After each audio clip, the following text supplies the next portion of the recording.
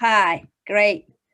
So Radhika is an independent researcher, curator, and peace-building practitioner with over 15 years of experience working primarily in Sri Lanka. She uses oral history, facilitated dialogue, and the arts as channels for creating a public discourse on conflict, transitional justice, and non-recurrence of violence. She has curated the Arts Festival Columboscope, the Her Stories Project, a member of the coalition, the Memory Map Archive, and It's About Time Memory Museum, among other projects. Radhika is the curator of Our Shared Journeys, the Asia and Pacific Site of Conscience Regional Exhibit and Dialogues project that she will present now. Hello, Radhika. Welcome. You gave me a little bit of a heart attack thinking that you were not joining, but I'm excited to have you here. It's all yours. Thank you. Sorry about that. My baby was having a meltdown, like literally screaming, and I couldn't log on. Right. Thank you so much, Sylvia, for the introduction. I'll just briefly explain what the start of this whole process was. As Sylvia said, we met 2 years ago. Yes, 2 years ago in Dharamsala, and we were trying to figure out how, as a was it last year? Last year, yeah. Okay, no, I thought, well, the baby was 1 and I was pregnant, so it must have been, my timing is completely messed up. Right, sorry about that. So last year we met up in Dharamsala and we agreed to kind of try and find a way in which all of the Asian sites members would get together and produce something together, because we meet often, we work on different projects, but we share it with each other, but we hardly share it as a group with the public. So one of the things we wanted to pursue was to try and figure out how we can position our work in the context of what the International Sites of Conscience does as well, and position ourselves in our own countries with the goals of the ISC in mind, and the goal of trying to work together and build our work together in some way in mind. So one of the things we came up with was to try and figure out a way in which to showcase our work through a small scale exhibition. And that process, thanks to Sylvia and her hard work getting funding, has come about now. So we are launching our exhibition, our regional exhibition called Shared Journeys. And this whole exhibition is one of the ways in which we want to present all of our work against one theme, one overarching theme. And this overarching theme is countering grand narratives. So if we think about each of our countries in this region, most of us have been through either authoritarian regimes or war. We are post-conflict countries. And in some ways, we have outsider narratives and alternative histories that are usually erased or at least marginalized in the context of a grand narrative, an official narrative, either it's a nation building narrative or a post-war narrative that is meant to showcase one single history. So what we wanted to do is to try and look at various projects that we each have and showcase that in a way to get the public to see that there are multiple narratives of histories and that single narratives are actually dangerous. And we as a civil society should be countering those narratives. So that is the goal of the Shared Journeys exhibition, our shared projects and our shared efforts to counter master narratives. So the purpose of this, other than to position our work and to share it in this context, is to actually get communities that we work with and the general public to engage in a discussion, to decolonize the mind, if you will, to try and provide both space to question these top-down exclusive narratives, but also begin to think about how we can ourselves share our own narratives and our own truths within that milieu of a grand narrative. So what it will be is basically, we're hoping that it will be 10 countries showcasing any amount of work that each of these organizations have been doing, but something that fits into this theme of contesting narratives. So it could be a completely different project. For example, in Sri Lanka, the Her Stories project that I founded and represent is about feminizing versions of history that is essentially masculine. So it is about contesting a narrative of war that is masculine. Similarly, the work that Muthu does from Sri Lanka is about adding a new narrative of the estate community workers and their histories to this narrative of Sri Lankan history, because they are often excluded from that narrative. So there are other projects similarly in and around our region that contest grand narratives in a very particular and specific way in their countries. So what it will be, hopefully, is that at least 10 countries in this Asia Pacific region will participate in showcasing their own work under the banner of shared journeys. So this will be essentially a regional panel exhibition. But what we are hoping to do is, because each country context is different and because the advocacy goals in each country is different, we are hoping that the material would be the same, but we will be able to tweak it in a way to support the work of the local Sites of Conscience members and their sort of overarching goals for this exhibition. We're hoping that the exhibition will also include a dialogue component, something that reaches out, especially to children. So there would be an educational component attached to it, maybe questions or panel discussions or focus group discussions in each country, depending on what the partner within the country would like to do as well, that actually engages this material and makes you think beyond what is just there in your own country, to try and see and pull lessons from other countries as well, in order to create this broad base of a multiple narrative against what is known as the single narrative. That essentially is the exhibition that or the basic overview of the Shared Journeys exhibition. I'm aware of the time as well, and if you have any questions we can share, or Sylvia, if there's anything you want to add, or any of the Asian Sites Conscience members, if there's anything you want to add, we can do that now. Thanks, Radhika. Maybe mention a little bit, the project is supposed to be a 1 year, right? It's going to be a 1 year project, a little bit about the timeline, to manage expectations of when the exhibit may go live. So maybe a little bit about the timeline.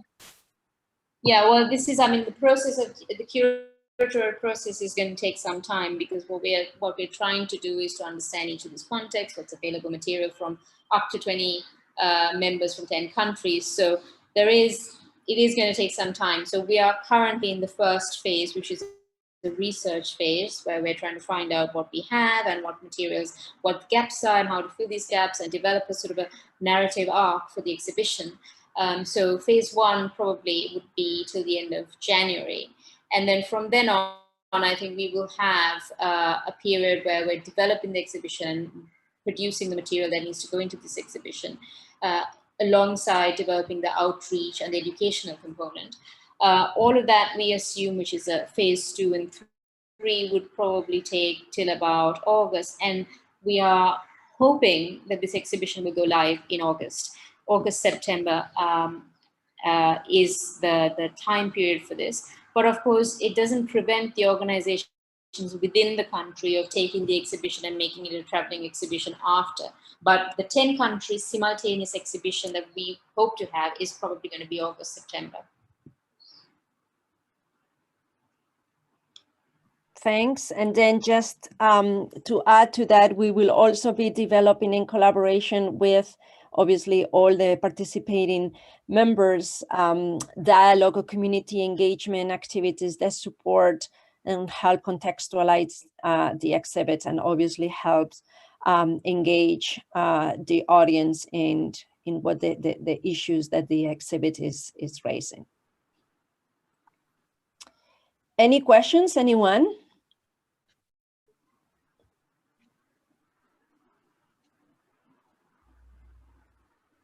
Or comments? Or show emotional actions of how exciting this is? It is actually quite exciting, because if you think about it, a lot of the work we do, we don't really share as a group, and we don't leverage it for local advocacy needs.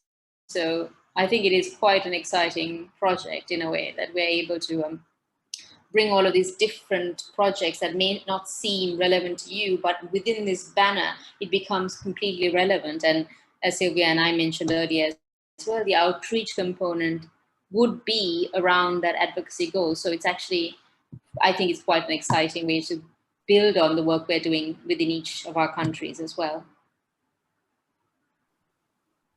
And for those of you who participated yesterday and were here when our keynote speaker, Rita, was mentioning Nigerian author Chimamanda Adichie, called, she talking about the single stories, right? How the single story creates stereotypes, right? And the problem with these stereotypes is that they are untrue. Not only that they are untrue, but that they are incomplete, right? And they help make this only a story or single story.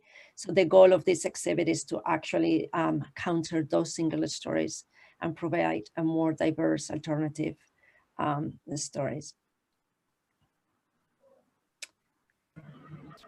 Hi, Radhika and Sylvia. I'm Nadine from ICES. Hi, Nadine. Hi.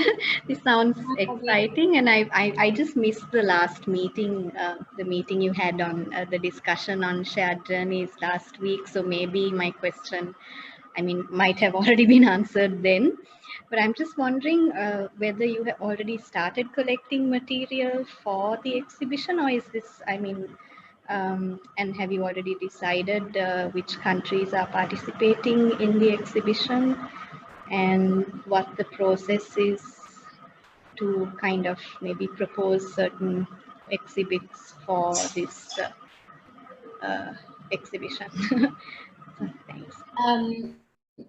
Yeah, well, I think some of that was discussed in the last meeting with the group that were participating, but I'm happy to share a little bit more. And also we'll be having another meeting on the 11th, at which actually we'll be going into more detail about the process and so on. So it'll be good if all the members are part of that meeting.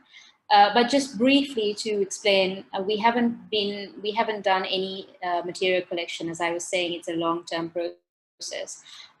So what the next phases in terms of material collection is to find out what material would fit from each of these organizations.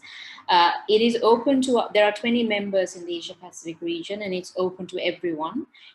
It doesn't necessarily mean that all 20 will want to participate by providing material, but all 20, if they want to, can participate in other ways. There are supporting roles, obviously, other than the content itself. There are supporting roles in terms of organization and managing volunteers, or managing the outreach program, the community engagement component. So there's ways in which all of the partners can be a part of it. But we first need to find out what everybody has and how they would like to be a part of this exhibition. So there is a questionnaire that's going out soon, which you have to fill out by the end of this month, with the kind of material that would suit, what you think would support this, what gaps you see in your own material, what advocacy goals you have, and so on, for me to be able to understand what's out there in order to create the narrative arc for this exhibition. So in terms of the next steps, what we are hoping would happen is that there would be country-level focus points in each of these 10 countries, who will work with the other organizations, if there are more than one organization in each country that are part of the ICSC, that the focal point will work with them to showcase and share the material that each organization has that fits the theme. So the next step mainly is to appoint these focal points, which we will talk about on the 11th. And then answer the questionnaires about what content you have. But at the same time, we'll be sharing a questionnaire on the context of each country, because as I said, even though the exhibition is essentially the same in terms of material, we will tweak the material in certain ways to support, one, the work that the organizations in country do, and two, to manage any socio-political security risks that each of these countries might have. So to do all of that, we need to understand the context from your point of view. So we'll be sending out a questionnaire about the context as well. So the next steps after that will be tabulating all of this information and trying and engaging with each of these local partners separately to understand the material better and to develop this narrative arc. So the short answer to, that was a very long answer, but the short answer to your question is we haven't begun to collect the material. It will start in earnest after the 11th. Correct. So Nadine and any other member of the Asian and Pacific Sites of Conscience Network who couldn't join us last week when we had our initial sort of introduction call, please make sure that to join us on December 11th. December 11th, yes. That's when we will be holding a closed door internal session, and we will be discussing all the mechanics and next steps on building and working together on the Shared Journeys exhibit. Any other questions?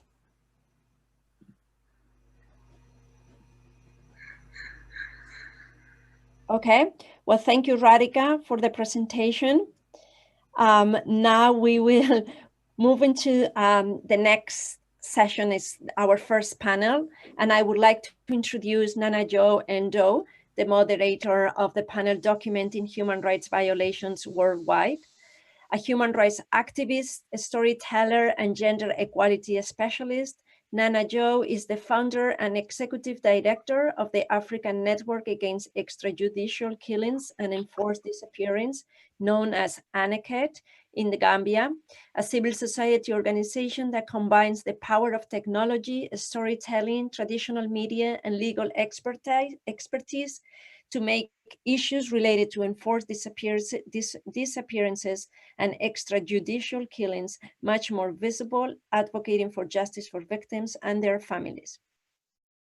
Nana Jo is also one of the initiators of the Jammeh to Justice campaign, which seeks to bring Yahya Jammeh, the former Gambian dictator, and his accomplices to justice.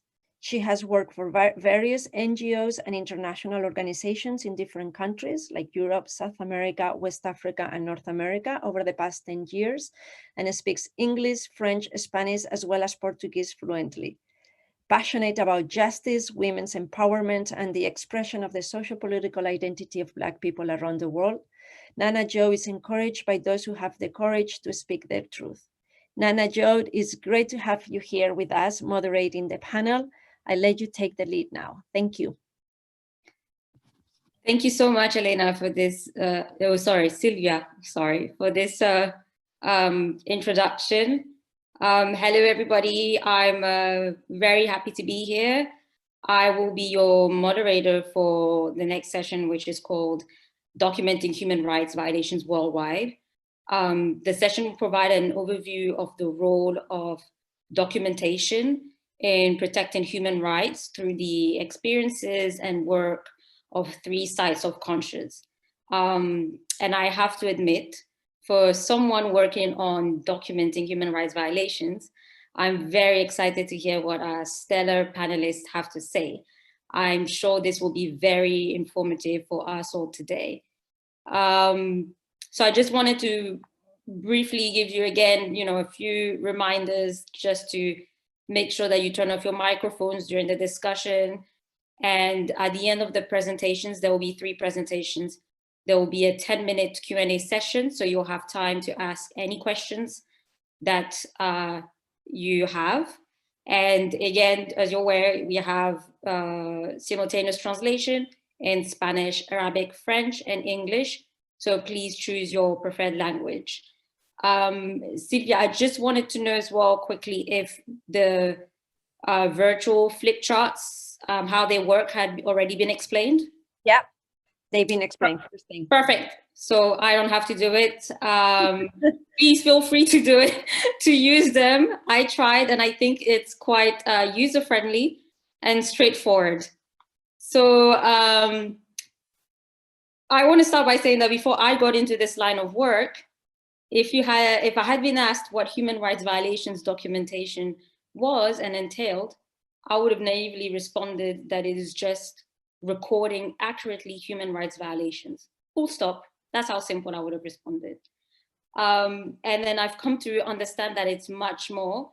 It can be a powerful tool in knowledge production societal contestation, education on human rights abuses, and the importance of fighting impunity, including different voices, furthering specific transitional justice mechanisms, such as the use of archives for the evidentiary foundation in criminal trials.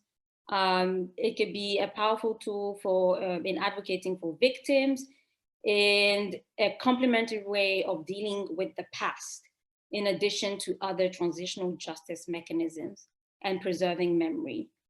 On that last one, I just want to share a brief anecdote with you. Jerry John Rawlings, the former president of Ghana, recently died, and he had ruled for 20 years after coming into power in 1981 through a coup. He came in power through a coup. So his death and legacy seems to have polarized Ghana.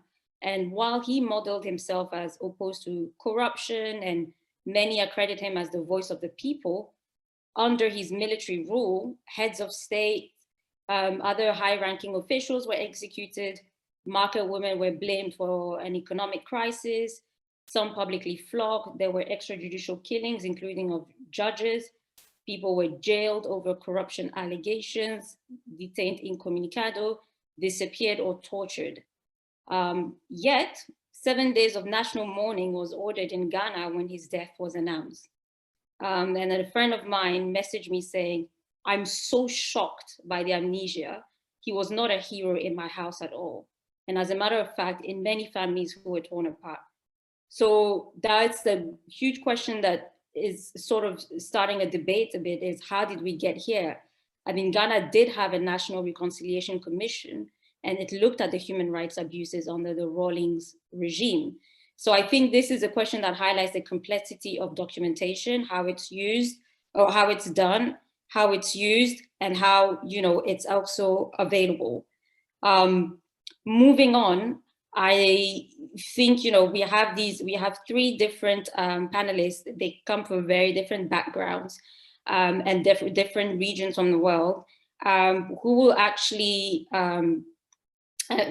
highlight these complexities.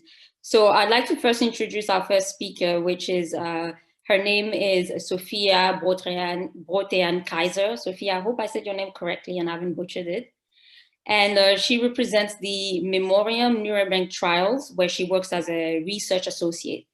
Her focus is on education, facilitation, and inclusion.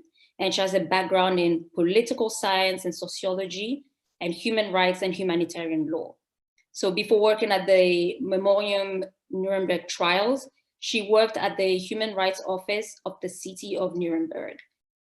Sophia, over to you now. Thank you very much, and thank you very much for this introduction. Actually, my last name is pronounced Brostean-Kaiser, but this is really, really hard to do. So just call me Sophie and I will be very fine with that. Yeah, hello everybody, and good morning from Germany, or good afternoon to wherever you are right now. I had prepared a PowerPoint presentation. Can you see them? It's already there. Okay, great. So yeah, good morning. The Memoriam Nuremberg Trials is an information and documentation center. Courtroom 600, that is the room in which the trials were held, is at the heart of our exhibition. In the exhibition, we inform about the Nuremberg trials, the subsequent trials, and international criminal law today. Before I go more into detail here and before I start telling you about it, I would first like to thank Sylvia and Elena and all those people I don't know personally for organizing this event and for doing that. Thank you very much, and also for inviting me today. Yeah. In these 15 minutes that I have today, I would like to focus on the historic event of the Nuremberg trials, and I will speak a little bit about the development of international criminal law today. I know this is quite ambitious, and therefore I will just start right into it. Oh yeah, next slide is already there, thank you. We begin our story in 1945. On the 7th of May, the German Wehrmacht, the German military, surrendered officially, and 1 day later was the end of World War II in Europe. It took, however, a little bit longer for other parts of the world. Japan surrendered on 2nd September in 1945. The war ended with approximately 60 million dead people. Unspeakable crimes were committed during the war. Hitler Germany brought unimaginable pain and horror to the world. I don't have to go into any details here, you all know that. The question is, where do we go from here? How do you deal with Germany, a country that has yet started another world war? Next slide, please. Yeah. So long story short, one answer to this question is the so-called Nuremberg trials. The first and most famous one is the Nuremberg Major War Criminals Trial, which was opened on November 20th, 1945 and lasted almost a year until October 1946. The four Allied powers, the USA, Soviet Union, France and the UK, cooperated and worked together in order to create this International Military Tribunal. So International Military Tribunal is, sometimes I say IMT, and I mean this Major War Criminals Trial. However, that was not the only one. The IMT was followed by 12 subsequent trials from 1945 to 1949. And all of these trials were held in Courtroom 600 in the Palace of Justice in Nuremberg. It was for the first time in history that high-ranking representatives of a state had to answer for their crimes in a court. So something like this has never happened before in the world. Next slide, please. I think you skipped one, but it doesn't matter. Okay. No, can you go back, please? And no, back the other way. And one back. Okay, there was another one. Okay, doesn't matter. Sorry for the confusion. What do you need in order to have a successful and fair trial? I mean, which roles and persons do you need? And one of those that you need are obviously judges. What you can see here is a picture of the judges. As I mentioned before, the IMT was only possible because there was a cooperation between those four Allied powers. They all worked together in order to realize it. And so all of them provided at least one judge. They sit in front of their flags, and they also provided another deputy judge just in case something would have happened. So those 8 men you see behind there on the background, those are the judges. Next slide, please. And here is a picture of the president. His name was Sir Geoffrey Lawrence. He's seated at the center. Next slide, please.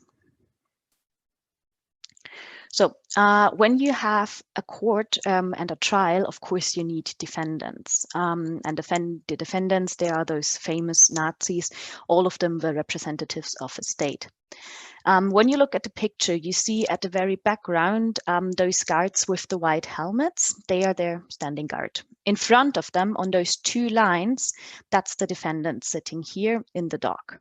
Some of them really took it as an insult that they were tried as ordinary men before a court.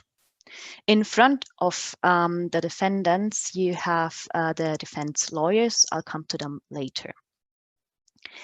There's always some confusion with the numbers. There was a list of 24 defendants, though at the end it was only 21 persons being in court.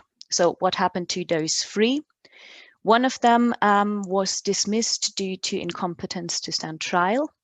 Another one, Martin Bormann, the trial against him was held in absentia. He was already dead at the moment, but the Allied powers did not know that.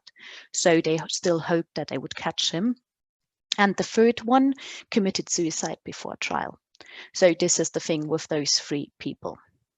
Then there are 3 people who were not on the dock at all. That was Hitler, Himmler, and Goebbels.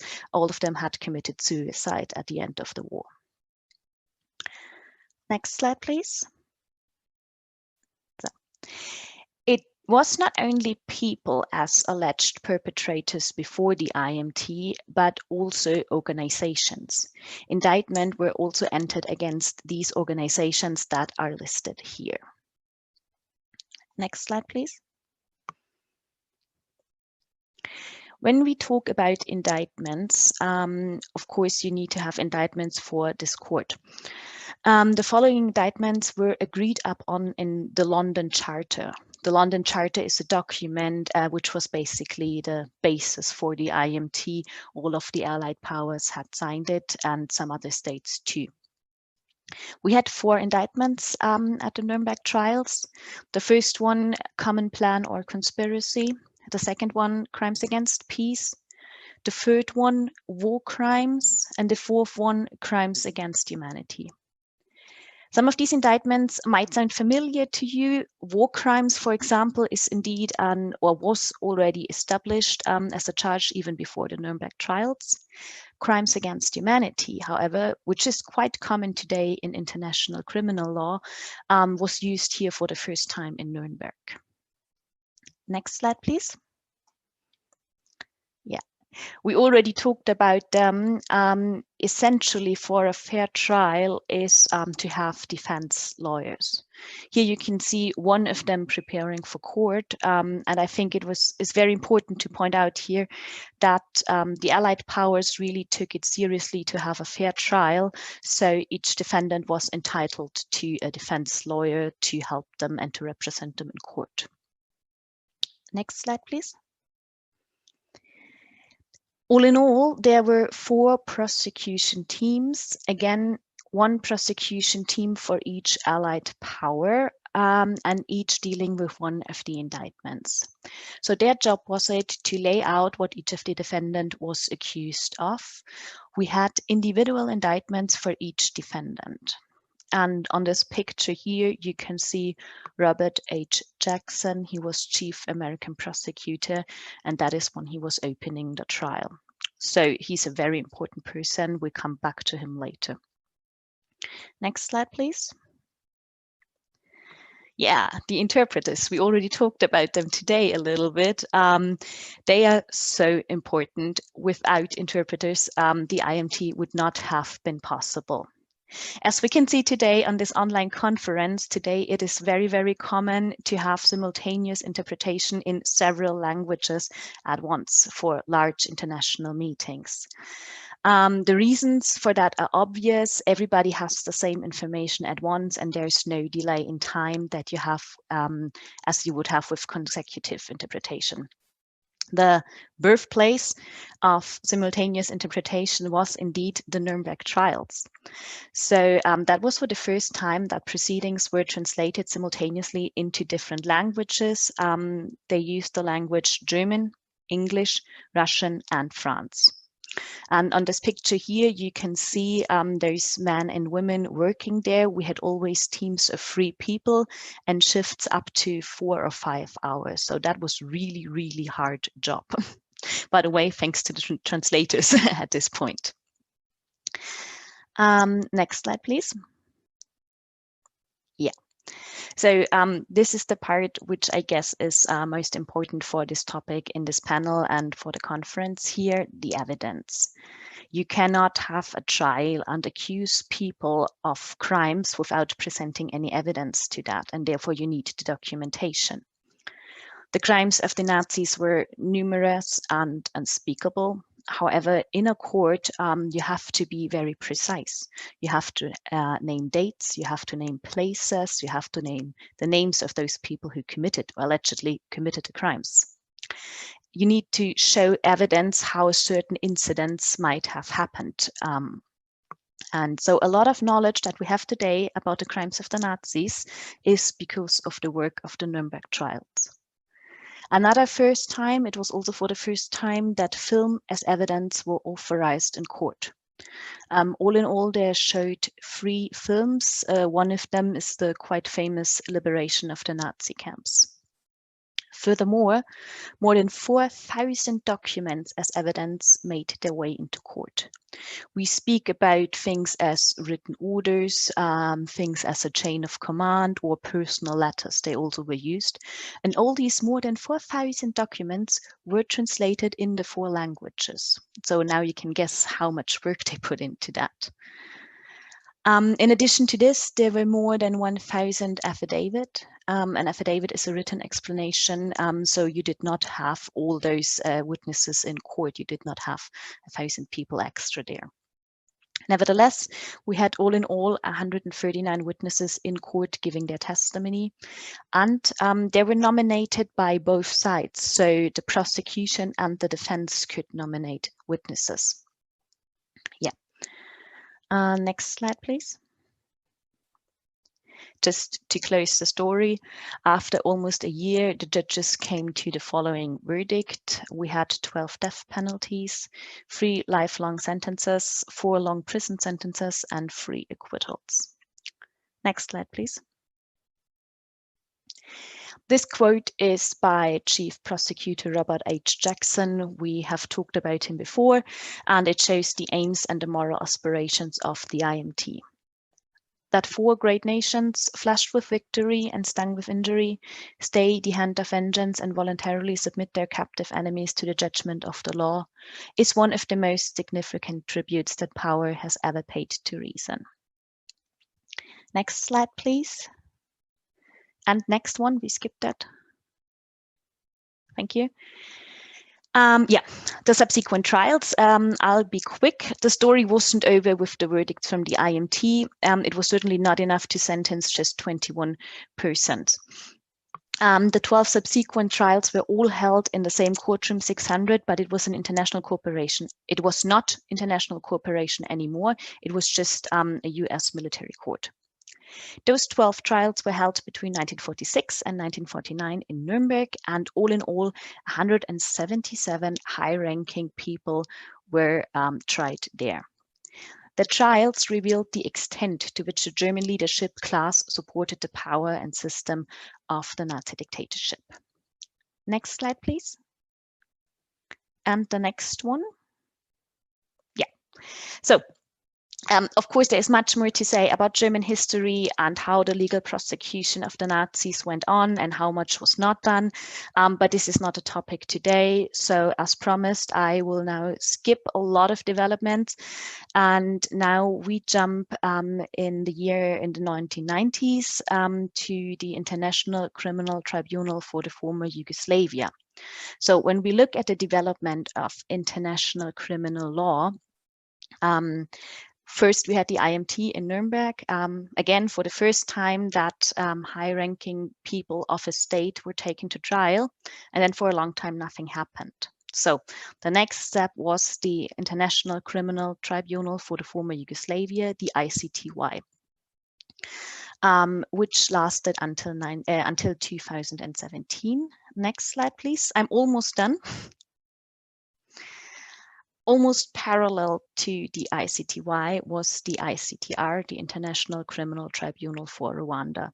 So these 2 tribunals were created by the Security Council of the United Nations. Next slide, please. And this is the last one too, so I'm almost done with my 15 minutes. In 2002, the ICC, the International Criminal Court, came into force. And as with any other court, it only can act if there's documentation of crimes, of abuses, or of human rights violations. The fact that we have the ICC today is a great success. You can say a lot about the ICC and how successful or not successful its work is, and it's certainly not perfect. There is much to improve. Nevertheless, just the fact that it exists and that at least some people are held accountable for the crimes is a success today. However, and I would like to close with this, legal prosecution of crimes is just one aspect out of many others when it comes to why documentation of human rights violation is so important today. And I'm sure we will hear much more about these other aspects from the other panelists and during this meeting. Thank you very much. Great, thank you so much, Sophia. This was very interesting. And I actually do have a few questions for the end. But in the meantime, what we're going to do is move on to the next presentation. And the next person that will be speaking is Fadel Abdulghani. And he is the founder and head of the Syrian Network for Human Rights. The Syrian Network for Human Rights was founded in June 2011. I hope that's correct. And it's been going on to date. Over the past 10 years, Fadel has advocated for human rights through managing the Syrian Network for Human Rights. So it's also known as its acronym SNHR. And by doing so via hundreds of investigations on human rights violations, as well as participating in the writing of hundreds of reports and investigations and researches. Fadel comes with a breadth of experience, including speaking at many international events, including the UN Security Council and Human Rights Council. He also worked as an independent consultant in human rights file to provide counsel to the Syrian opposition's convoy during several peace negotiations meetings in Geneva. He has also trained tens of the leaders of the political offices of the armed opposition on the rule on international customary law, and has written many opinion articles, reports, or participated in putting together reports and researches with local, regional, and international organizations, other than his work with the organization he's heading. So Fadel, on this note, I will let you take the floor. Thank you very much indeed for the organization of this essential event and for having me. I would like to talk about our experience in Syria for now past almost 10 years, and how our organization documenting the violation in this extraordinary situation in Syria, and how it's developed, and how the methodology being changed due to some examples. I think, like, maybe based on this event or based on this essay, which I written, and I hope this will publish soon, like, we can move ahead and talk about specific and handle about specific topic like Caesar files or chemical weapons or barrel bombs or torture. But like, I would like to start and give a wide range of the documentation in Syria, and how it's difficult, and yeah, is it okay now? Yes, perfect. Okay. So I think that the essay is talking a bit in general, giving an example of extrajudicial killing, which is almost match the process of the extrajudicial killing documentation is almost match other types of violation. SNHR is documenting wide range of violation, including arbitrary detention, disappearance, torture, destruction, random killing and displacement, and other types of violation. And we are keen to include the women and children, and we have, like, in all of our report and statistic, and we have a like type of partnership with UNICEF in this regard. So I'll start in my essay, and I hope it can be circulated to our coalition member. Civilian casualties have fallen since the early days of the popular uprising in March 2011. Security services responded to a peaceful demonstration with a direct live gunfire and killed and wounding a lot of Syrian citizens. I'll talk in 5 main aspects. So I'll talk briefly about the initial stages. Then I'll talk about how we relied on the electronic programs and how is then due to the entry of multiple parties to the conflict, the development of SNHR methodology. Then the fourth point is the most notable challenges, and the fifth one is about the evidence presented by SNHR, and this is type of the advocacy. So the initial stage, and you was right. The organization is established in June 2011. It's a bit delayed, but because the idea was not in my mind until like I tried several times to contact with the previous activists in Syria or local organization, but I didn't notice that there is a periodic report or following up or accumulative work. Cumulative work meaning to build a center database and to work cumulatively and to follow up all of those. So SNHR possesses a huge database of those violations and categorize this database.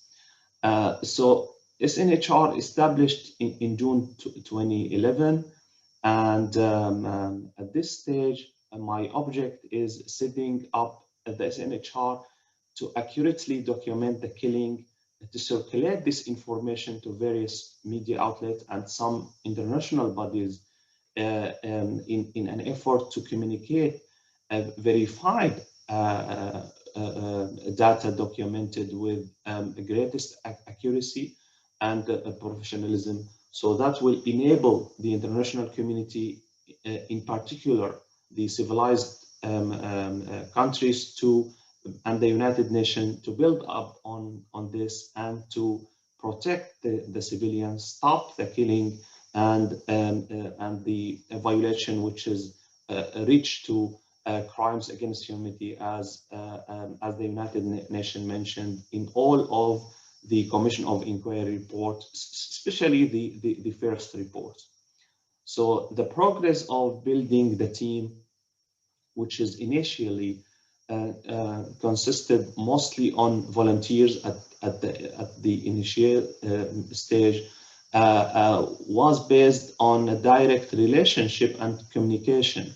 And from a very first day, I tried to take into account the geographical distribution process, especially focused on the hot provinces or hot location, where is the demonstration taking place. Why is that? Because the main violation at that period was committed against those protesters, or raiding their houses, or follow up them where they hiding and kill them, or arrest them and then committed torture, or they being disappeared. So I'll not like speaking a lot about this. So I hope that due to the time, the 15 minutes, I think it's not enough because it's about 14 pages. Like after so we collecting data from our team members, the volunteers, which is each of those are linked to and build a relationship with the eyewitnesses, with the families, and actually the relation builds based on the violation. I mean the violation areas. When a violation taking place in some areas, so we run after this violation, and based on that we build contact. Then we have the verification process, which is built based on the organization hierarchy. So there is a field researcher, then there is, like, above of this field researcher, there is the head of each department, the casualties department, and then we have the detainees department, and we have also the report department, and the woman and the children department, which is enable us actually to continue and to, I can say, gain the trust of the community. Is SNHR is keep publishing a daily casualties report, and publishing, then developed to publish a monthly report, then published a thematic report, and being covered well by the Arabic and the local media.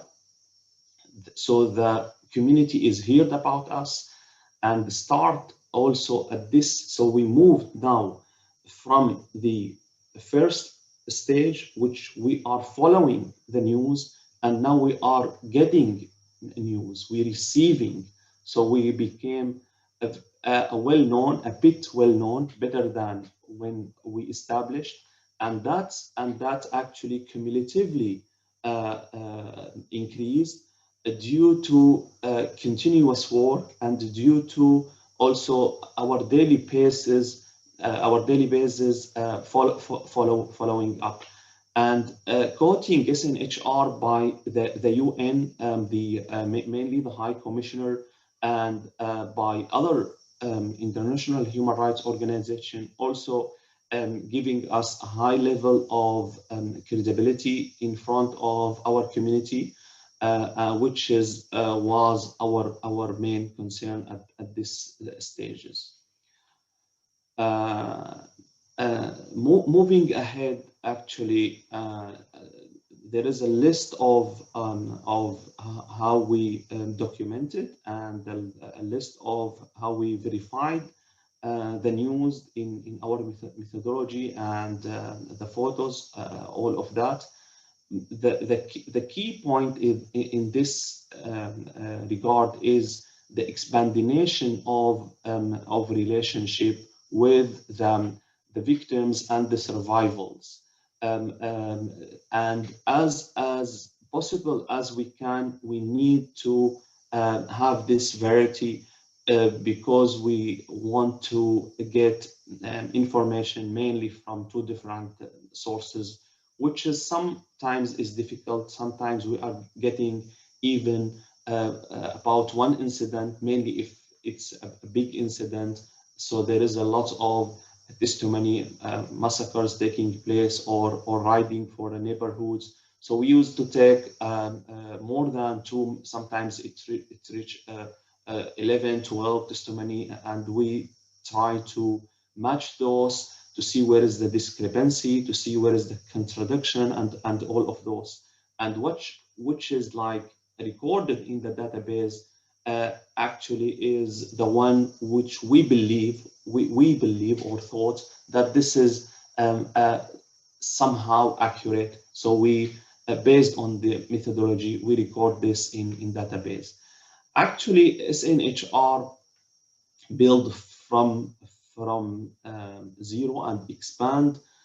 So we used to work manually and build a daily Word files of the list of casualties, written manually actually, and named by the day of the name. But by expandination of the violation, which is the uprising in Syria moved from territory, province to other province and cities. Based on this expandation of the uprising, the violation also expanded. So the manual work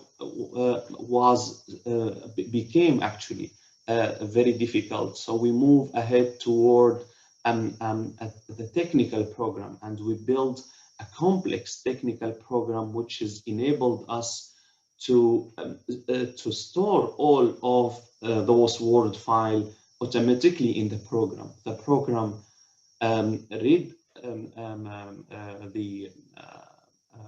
those programs built on MySQL language, and we don't need any more to enter the data in or the files in the data. The program is reading those files and automatically store it and distribute it based on the province, gender, types of violation, and the program also enable us to extract those whatever we want based on which day or area or which type of violations. The program also enable us to do that. But like manual work is that doesn't mean that the manual work is not required anymore. Of course, we need to build those files manually and to written each cases in a language program way. I'm seeing one message. Okay, 5 minutes. 5 minutes is very okay. I'll jump.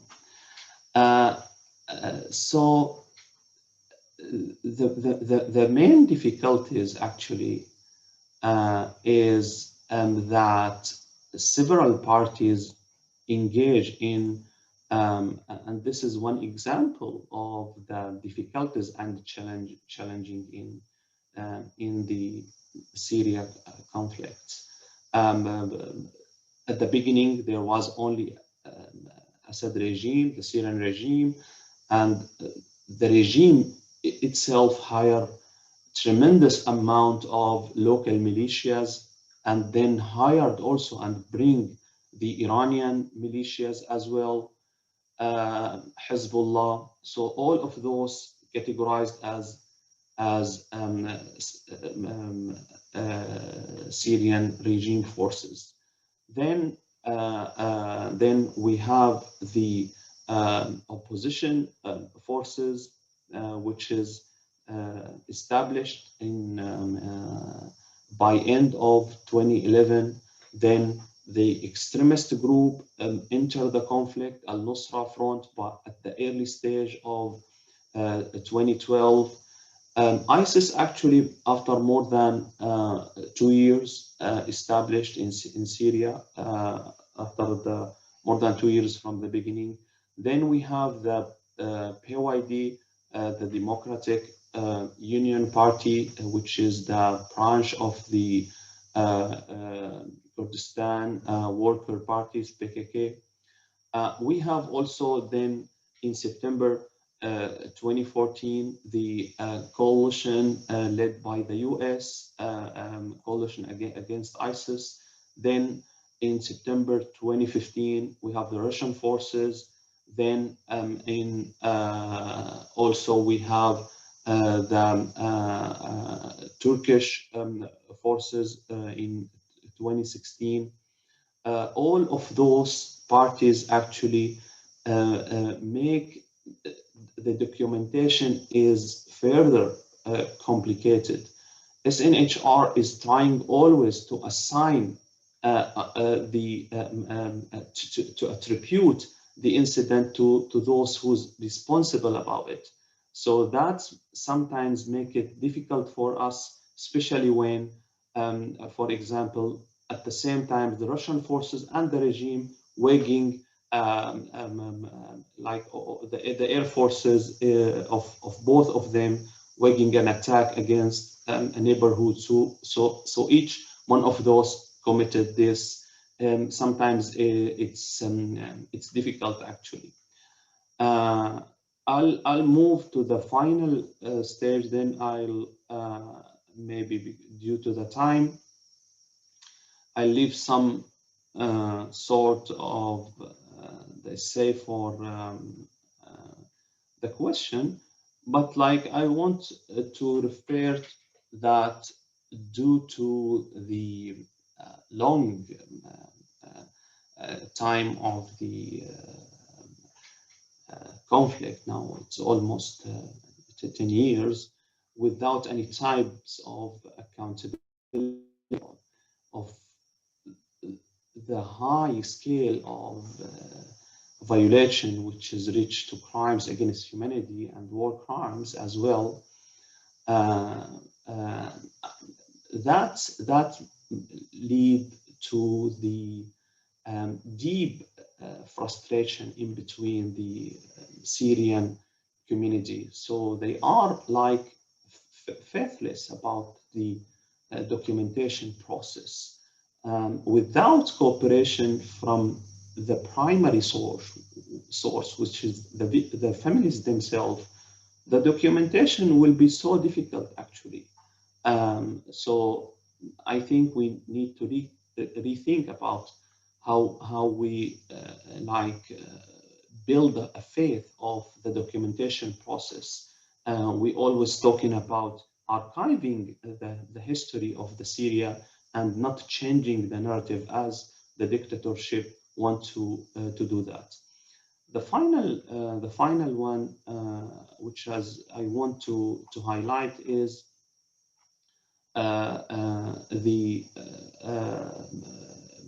which is the advocating point. SNHR actually one of the main source of the United Nations, especially in their analysis in casualties in Syria, also engaged in almost all of the Commission of Inquiry reports. We have an agreement with the OPCW in their investigation about chemical weapons.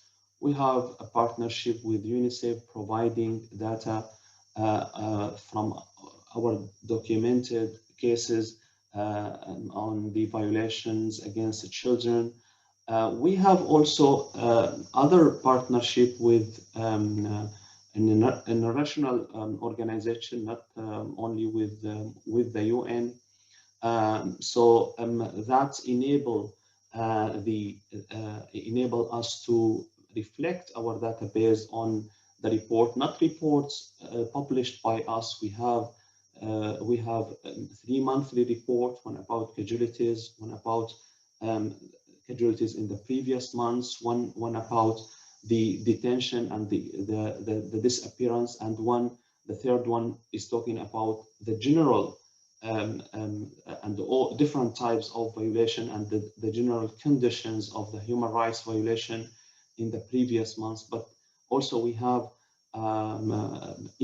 after those 3 monthly reports, we have a thematic report in each month highlighting different suffering of our community, trying to reach out to the decision makers and via those documented reports. I hope that this very quick introduction about our work is sufficient, and I'm open for any question. Thank you very much again. Wonderful. Thank you so much, Fadel. There's certainly a lot of information that you shared with us. May I also ask if you could share your email address in case others want to contact you directly? And actually, Sophia, I forgot to ask you to do the same. If you could just put it in the chat box. It would be great, so that if anybody has any questions or would like to learn more about your work, they can follow up as well privately. So we were supposed to have Jose Antequera from the Centro de Memoria, Paz y Reconciliación for Colombia, but unfortunately he is not available. But we are very lucky to have Dario Colmenares present with us today, and he is going to step in. He's the program director at the Global Initiative for Justice, Truth and Reconciliation, the coalition's flagship program on transitional justice. Dario played a central role in the Center for Memory, Peace and Reconciliation in Bogota since its creation in 2008, where he coordinated participatory truth-telling programs in arts and culture with ethnic and rural communities for nearly 1 decade. He has also been a consultant in transitional justice for several international donors in the implementation of the Colombian peace process, and has extensively participated in promoting memorialization initiatives in the Latin America region. So before joining the coalition as a staff member, he actively contributed to the Coalition Latin America and Caribbean Network and led the Global Initiative for Justice, Truth and Reconciliations program, supporting truth, justice and reconciliation in Colombia, which was focused on strengthening participatory processes with the Truth Commission and the Unit for Searching the Disappeared. So Dario is going to come now, and he will speak to us about the general context of the Colombia conflict, plus the role of civil society in documenting human rights in Colombia. Dario, over to you now. Thanks so much, Nana Jo. I'm happy to address this audience of Asian members and other members across the world. This is a very exciting opportunity. Unfortunately, we couldn't have Jose Antequera to present the case of one of our member sites in Latin America in the Center for Memory, Peace and Reconciliation. However, I would like to provide some general context information about the documentation process in Colombia. As we have in the International Coalition of Sites of Conscience, we have a program in Colombia in the Global Initiative for Justice, Truth and Reconciliation.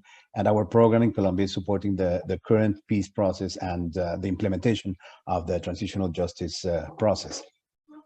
So I would like to share some thoughts and reflections on the role of civil society documentation in all this process, in documenting human rights throughout 60 years of armed conflict, and also the role of civil society documentation in the current transitional justice process in Colombia. So as a general overview of the Colombian context, the armed conflict started in 1948, and then there have been several failed attempts to finalize the conflict through peace agreements, and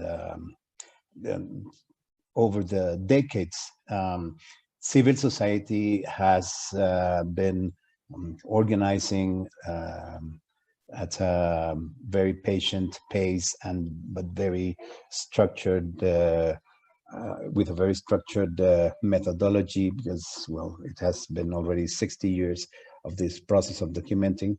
And then by the 80s, civil society organizations developed very robust databases of human rights violations.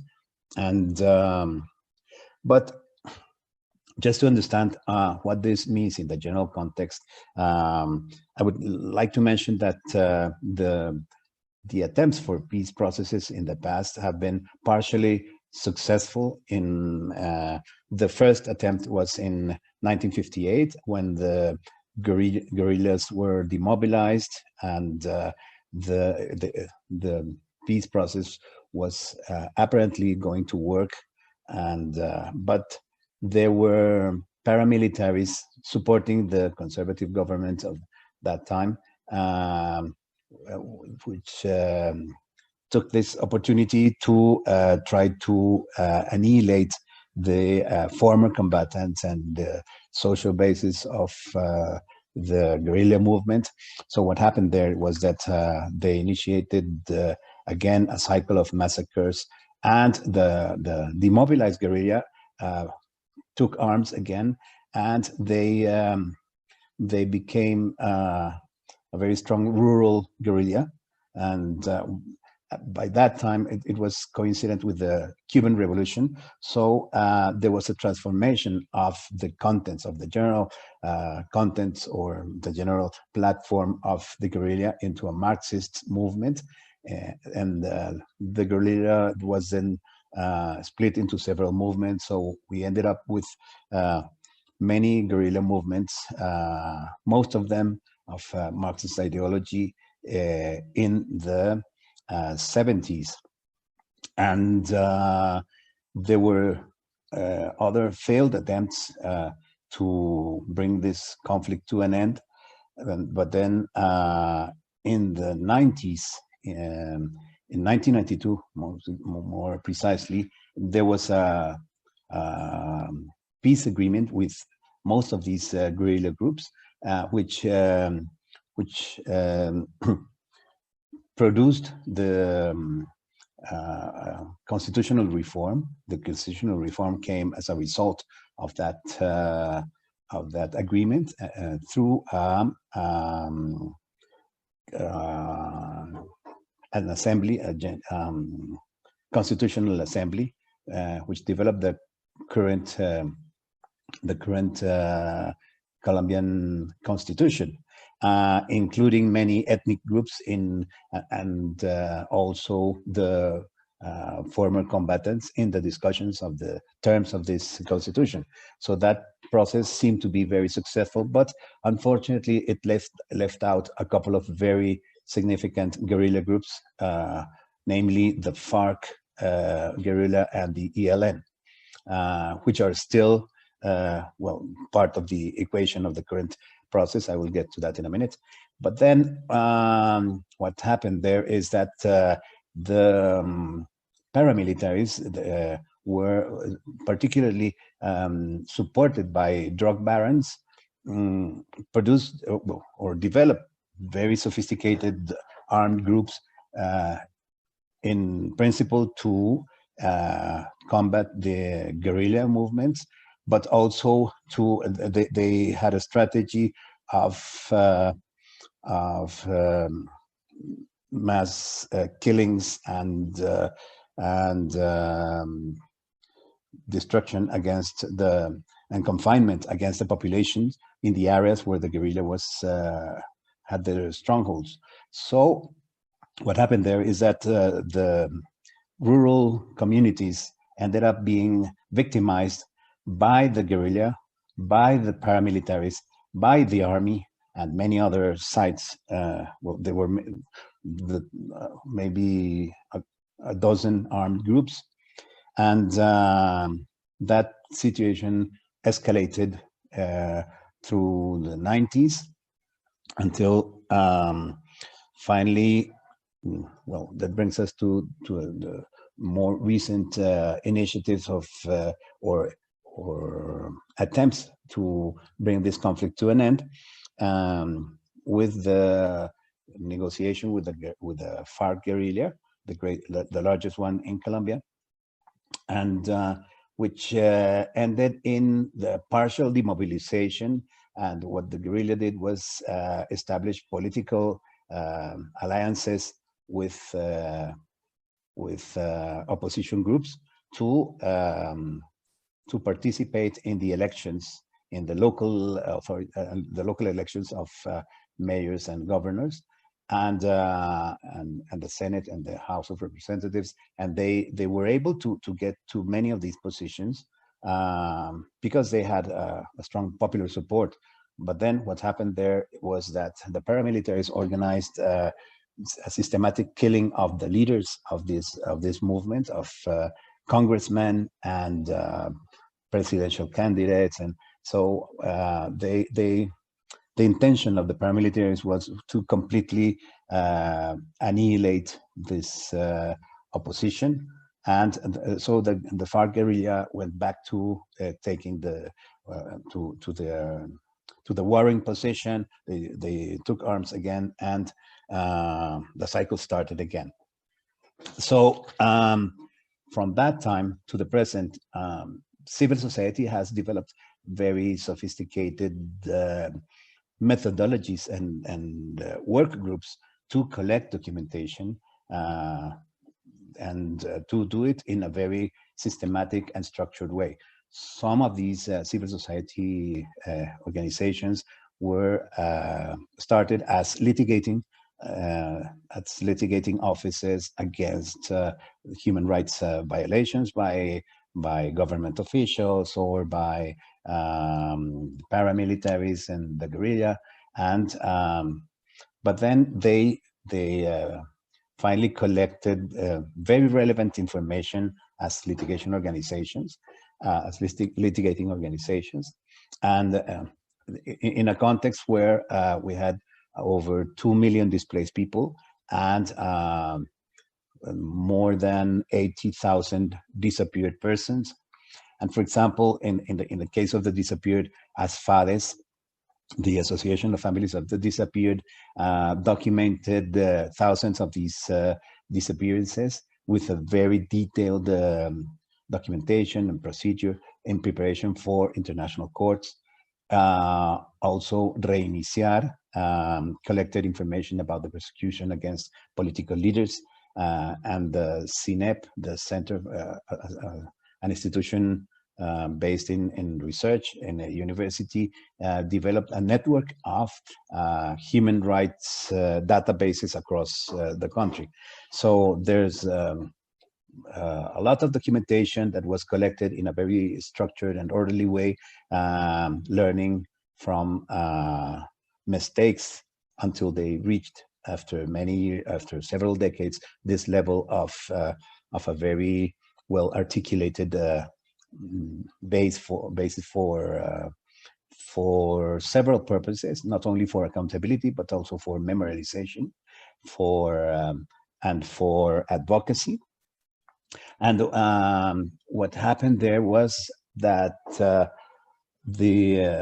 civil society developed centers of memory where these organizations would disseminate information and convene public meetings with students and with groups, stakeholders, to give visibility to the human rights violations through, based on their documentation. And these were the most important model for what later came as government initiatives of centers of memory. The first of which was the Center for Memory, Peace and Reconciliation, which was the one that we wanted to introduce here. They are members of our coalition, and the other one was also, they are also members of our coalition, was the Medellin Center for the Museum of Memory of Medellin. And then later on, the National Center for Memory was developed as a national initiative, but those are state institutions based on the experience of civil society documenting human rights. And the interesting thing here is that at first it was very difficult to put all these different civil society organizations to work jointly, to work together, because some of them had were under the belief that the other CSOs, the other civil society organizations, justified their perpetrators. So they felt that the victims of the guerrilla felt that the victims of the paramilitary were allied to their perpetrators, so they couldn't even be in the same room. It's something similar to what you can find in Northern Ireland and other contexts for the different sides of the conflict, or of the victims, not of the conflict, because the victims is a very different thing from the sides of the conflict. the different collectives of the victims could not dialogue between with each other. But then there was an important process initiated by the Center for Memory of Bogota, which was the example that we wanted to bring those opposing victims groups to the table to have a direct dialogue. And the strategy behind that is get them to realize that they were after the same humanitarian principles. So I will just jump to the end of this process. We very recently, the government of Colombia reached an agreement with the FARC guerrilla, and they demobilized. That was the largest group. There are still other guerrilla groups in arms, so the process is once again incomplete. But then this time there is a very structured transitional justice institution, or as a number of institutions and mechanisms. The transitional justice mechanisms put in place by this peace agreement are the Truth Commission, the Unit for Searching for the Disappeared, and the Special Jurisdiction for Peace. The Special Jurisdiction for Peace being the only judicial mechanism in the three. The other two are non-judicial. But then we will jump very quickly. We will not go into detail because we don't have time right now, but then we will get back to that in the training and other moments or in other circumstances in this conference. And but the main thing here is that the Truth Commission was able to develop their work or their research based on the documentation that civil society had collected. And the irony behind that is that sometimes the government information, the information that should be found in the government institutions, is not available for lack of political will sometimes, but many times because the archives have been destroyed over time. However, civil society has been very carefully collecting these pieces of archives, of official archives, throughout the litigation over decades. And then the Truth Commission has had access not only to the sources from civil society, but also official sources through the archives produced by civil society. And so at this moment, many people, many organizations across the country are developing their own documentation strategies to contribute to the Truth Commission. But the main message here, and the most important thing, is that the only really relevant or relevantly useful information for the Truth Commission and for the Special Jurisdiction for Peace is that documentation that has been collected and structured over the years. The groups of civil society organizations and victims associations that started their work of collecting information, documentation in the last 2 years of the mandate of the recent 2 years of the mandate of the Truth Commission came in too late, and developing their expertise and their capacities to structure the information couldn't be deployed on time for the Truth Commission to be able to use that documentation. So the main message here is that it is very important to keep very well structured and robust records and archives in civil society, even if there's no transitional justice process at site in the near future. So I think I took already my time. I won't say much more than that, and let's just see what questions you may have about this. Thank you so much. Thank you so much, Dario, and my apologies for being strict on time. It's just we're running a bit late. So we're about to start the Q&A session. I see that there is a question that came in from James Yanchan. It's for Fadel, actually. And it's two questions regarding the human rights documentation on the ground. So the first one is, what were the most difficult challenges your team or those documenting faced during the documentation processes in affected region? Could you share some of those challenges of your work with us? So Fada, can you just briefly respond to this question? And then there's another one. Please bear in mind that Sophia has to leave actually in the next 10 minutes. So grateful if you could be brief as well. Thank you, and thanks for the question. I'll be brief. The most challenging now or difficulties is facing us is the frustration actually from the community and the lack of cooperation. We rely on the victims and on the families actually to share information. Without this, and that actually due to a lack of or due to the vanish of accountability at all, and the continuity of crimes in almost 10 years without total impunity. So that what is the benefit of the documentation? We always faced of or sometimes now even mainly previous couple of years, the people does not respond at all to question or follow up, comparing with the beginning years. The people was themselves was from their enthusiasm moving toward us and want to document that and want to hold the criminal accountable.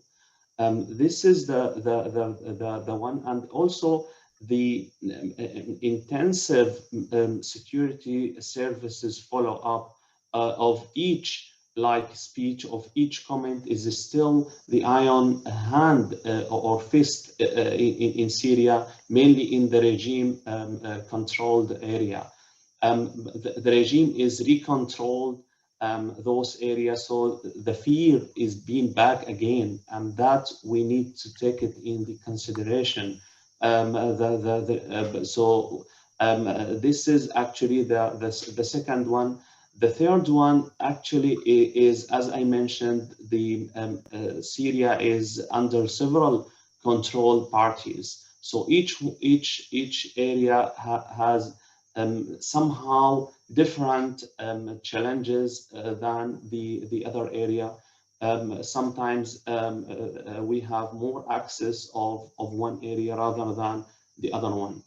Regarding, and that's very brief, regarding the second question, there is no peace process at all, or even we still, after all of those years, pre-negotiation stage in Syria till this moment, and all of those years was just wasting time. There is no implementation at all of the UN Security Council resolution. Mainly, the regime refused actually any transformal toward a political, transformal political status toward a democratic, respectful countries to the human rights, and the regime want to keep this family ruling Syria for almost more 50 years ahead. So why the regime, without any pressure, I'm giving just a quick example that all of those crimes against humanity committed by the regime, killing above than 200,000 Syrian citizens, torture above than 14,000 Syrian citizens, those are amount crimes against humanity, displaced half of the population. There is no economic sanction from the UN against the Assad regime. even not a military sanction. So Russia can sell weapons to the regime, even China, any countries. The sanction imposed by democratic countries to the regime, and even those sanctions are not enough at all without a political will to end this disaster conflict. So that's also a very brief due to the request from the moderator. Thank you so much, Fidel. James, I hope that answered your questions. I see that you have one for Sophia. I actually also had one for Sophia, but I'll let you take it.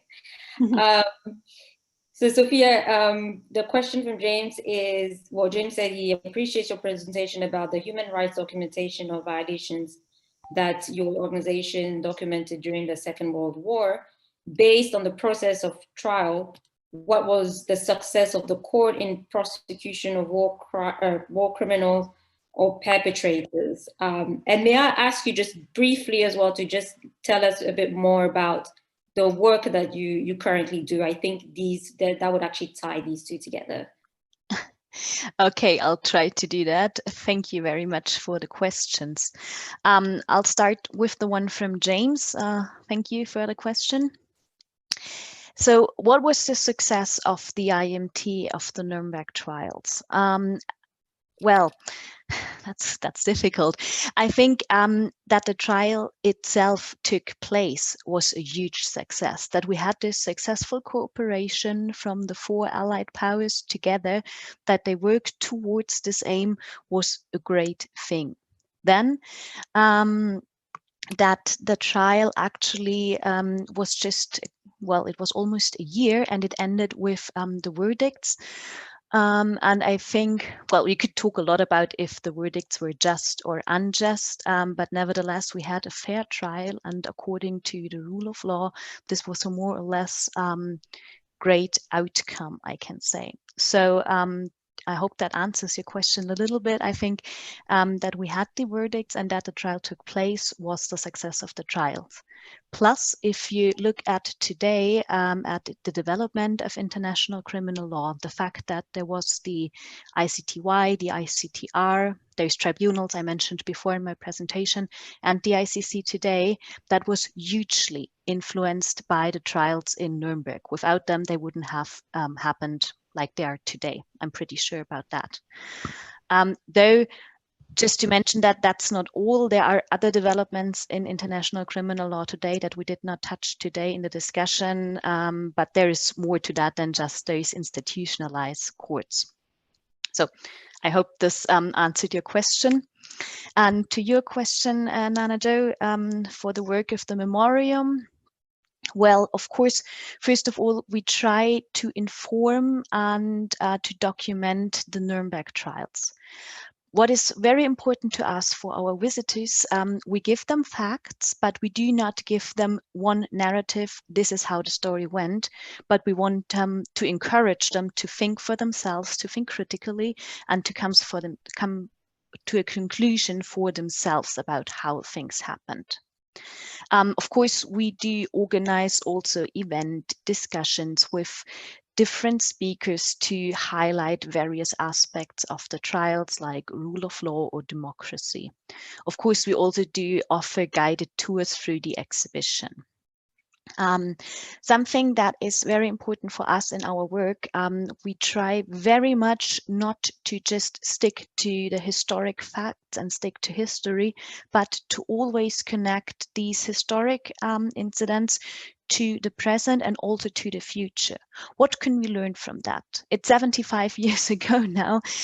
What's the influence of the Nuremberg trials today? And I think it's more than just international criminal law today, but also some things, as I mentioned before, with regards to democracy, with regards to human rights, or to the rule of law.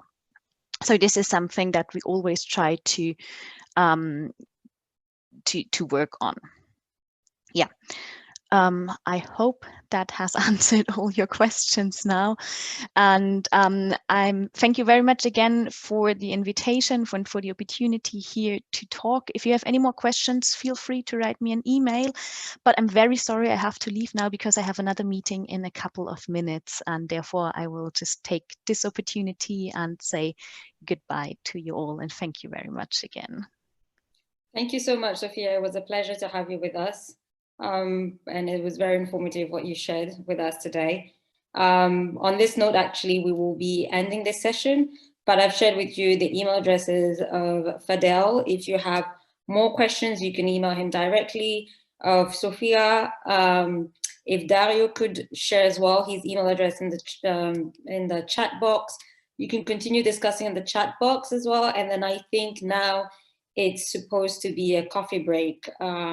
Silvia, can you confirm? Yes. So thank you to the